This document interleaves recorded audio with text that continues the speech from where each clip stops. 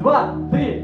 Библия! Раз в год библиотека не засыпает. Читальные залы превращаются в квест-комнаты, а любители книг становятся участниками перформанса, в этом году космического.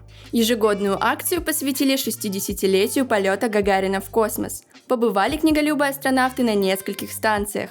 Одна из них с катающимися роботами, проектами студентов УДГУ. Роботам можно доверить какие-то повседневные, так сказать, не статичные вещи, а которые можно не контролировать. Потому что любой робот, какой бы он сложный ни был, все равно приходит в какую-то нестандартную ситуацию, где он не может принять решение. А всех нестандартных ситуаций нельзя предугадать. Покорители книжной вселенной путешествовали по мозгу крысы и съездили в 80-е. Печатная машинка, очки виртуальной реальности и даже пистолет для лепки пельменей, от которого прослезились бы наши бабушки. Создали антураж, пластинки и диафильмы. Мое же внимание зацепила телефонная трубка. Одно движение, и она уже часть смартфона. Что делаешь? Да так, стою. Снимаешь что-нибудь? Нет, отдыхаю дома.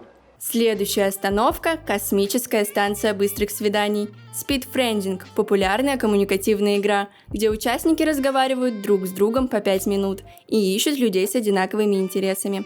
А поклонники мистики открыли вселенную фантастики и узнали, каждый ли может стать писателем. Писатель это, не каждый может быть писателем. Писать может каждый, но не каждый может стать писателем.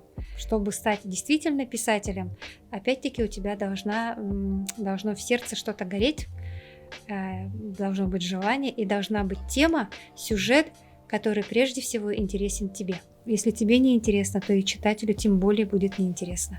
Возвращались из космоса под песни оркестра В, чередующегося с эмбиентом и авангардом. На борту ковер и чай, вокруг словно царство Морфея. Самые бодрые ушли с подарками. Мерч Библия ночи, сертификаты на уроки английского и пиццу. Вернулись домой и по старой схеме.